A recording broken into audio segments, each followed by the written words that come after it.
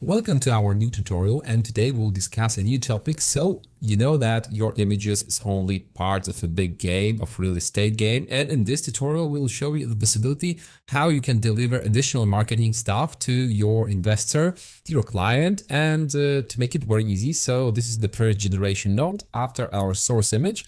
We also created a few logos, and we try to create different options for our social media posters, for our printings, and simply you can compare how good it is now. So generally it's only a few correct prompts, and mainly we'll focus today on creating a simple logo, and we'll also focus on connecting those logos with your final image to make it really good and really interesting. And generally this will be our main blog. We'll also discuss reframe options, how easy and how fast you can prepare your image for different social media requirements.